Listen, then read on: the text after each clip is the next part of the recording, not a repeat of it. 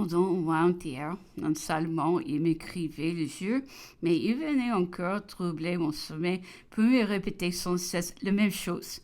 Par une petite porte qui donnait dans mon alcôve que je n'avais pas osé fermer de peur de prêter sujet à ses soupçons, il entrait et réveillé. En sursaut, il me fallait attendre comme impatiente la fin de ses plaintes. Son désespoir devinait quelquefois si grand que je ne savais plus que faire. J'ai tombé dans un état de malaise et d'irritation qui me forçait à la fin de le prier que la discussion fût remise au lendemain. Il revenait en effet et recommençait ses reproches. Vous me rendez l'homme du monde le plus malheureux, me disait-il. Je veux absolument me recommander avec vous et savoir la vérité, ou autrement nous nous séparerons peu la vie. J'écris à mon frère que je veux tout abandonner. Je ne puis vivre avec une personne qui me fait tant souffrir. Vous serez cause de ma mort et vous le reprocherez. C'est le chagrin qui attaque ma santé. C'est vous qui la détruisez. Que puis-je faire? Écriai-je tout en larmes. Après de si cruels reproches, si je vais commis une faute, je vous avouerai. Regardez-moi bien, la vérité n'est qu'un langage. Voyez-vous donc mes traits l'embarras du mensonge? Rien ne le satisfaisait. Il prit une autre marche et avec un air de triomphe, il vint me dire Dieu, vous n'avez voulu convenir de rien. Eh bien, apprenez que je sais tout à présent et que j'ai des preuves contre vous. Ce n'est pas vrai, lui dis-je avec fermeté sans prendre un moment de réflexion. On ne peut avoir des preuves de ce qui n'existe pas. Si j'eusse été coupable, votre stratagème aurait pu réussir. Mais il est indigne de vous de composer une histoire sur un tel sujet. Il resta immobile et cœur de silence. Cependant, il revenait toujours sur cette idée qu'une telle vertu était impossible, accablé plus que je ne saurais le dire de ce genre de discussion, sans cesse renaissante telle qu'un malheureux qui est dans les tourments fait de faux aveux peut mener ses souffrances. Il me vint dans l'idée de recourir à quelque invention qui mettrait fin à cet état et nous rendrait la tranquillité. Je n'étais embarrassée que du nom de l'homme que je choisirais. En conscience, je ne pouvais attirer sur personne la haine de mon mari. Je voulais désigner quelqu'un qui n'existerait plus.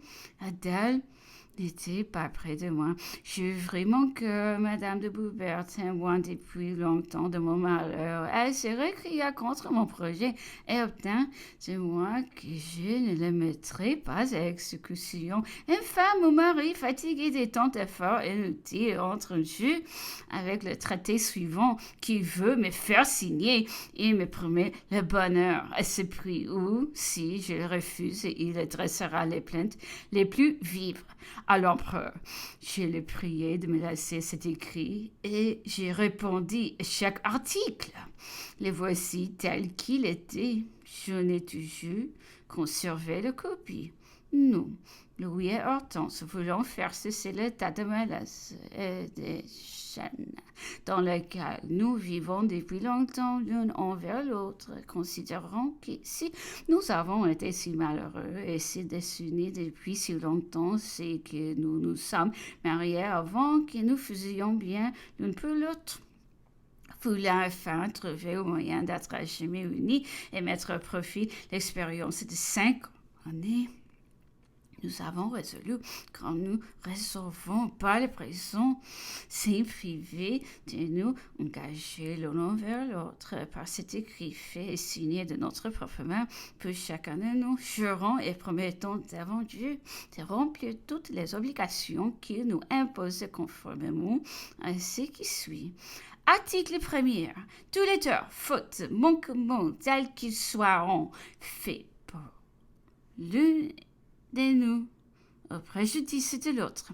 Tout ce qui a lieu entre nous, de quelle manière ce puisse être absolument annulé, oublié, pardonné, et jamais il ne nous sera permis de rappeler cette époque trop malheureuse.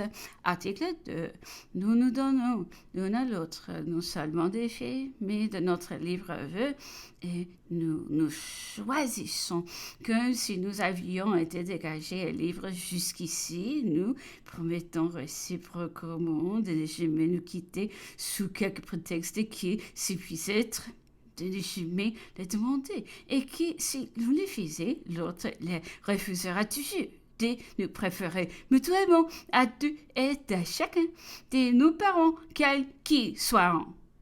Et enfin, de nous donner sans cesse publiquement et en particulier des marques de notre amour et de notre confiance mutuelle. Article 3. Sous l'honneur, nous promettons de n'avoir de correspondance, moi, Louis Bonaparte, avec aucune femme qui, du consentement de la reine, et moi, Hortense, avec aucun homme qui, du consentement de mon mari. Et c'est la son autre explication, et qu'à titre de réciprocité. Article 4. Nous promettons de réunir nos efforts et d'être toujours d'accord pour mener toujours nos enfants sous notre pouvoir et de ne jamais consentir à les céder à l'empereur ou à l'impératrice. Article 5. Nous promettons de nous faire toujours les demandes réciproques tête à tête et jamais devant le monde. Article 6. Nous promettons solennellement et sous le de ne recevoir personne, de n'aller faire aucune visite sans nous le dire réciproquement. Promettons en outre de ne recevoir moi, lui, aucune femme, et moi, Hortense, aucun homme et aucune femme, sans le consentement de mon mari. Article 7. Nous promettons de l'arrangement de nos appartements, leur division, les personnes qui nous servons auront le consentement mutuel pour tout et rien ne sera exécuté avant cela. Tout ce qui existe à cet égard subira l'examen commun. Article 8. Nous promettons d'avoir qu'une caisse, c'est-à-dire qu'Hortense n'aura jamais que celle du roi, et que toute correspondance avec des gens d'affaires n'aura jamais lieu pour la reine qui du consentement du roi.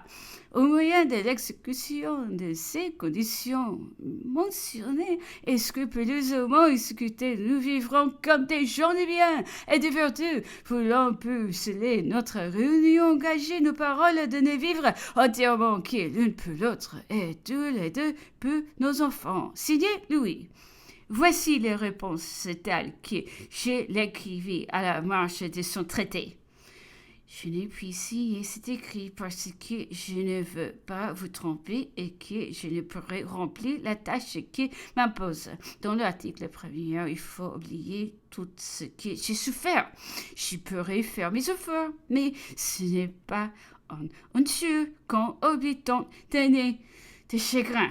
Et d'ailleurs, ce ne pourrait être que votre venir de vous conduire envers moi, qu'en me prouvant votre estime, votre confiance me ramènerait infailliblement. Quant à l'article 2, vous ne m'avez pas rendu assez heureuse pour me tenir lieu de toute ma famille. Elle consiste dans l'empereur, qui j'ai toujours regardé comme mon père, l'impératrice et mon frère. Ainsi, je saisirai avec empressement toutes les circonstances qui pourraient me rapprocher de... Par l'article 3, comment voulez-vous que je vous promette d'écrire à ma famille qu'autant que cela vous plairait? C'est impossible et toute personne a le bonheur.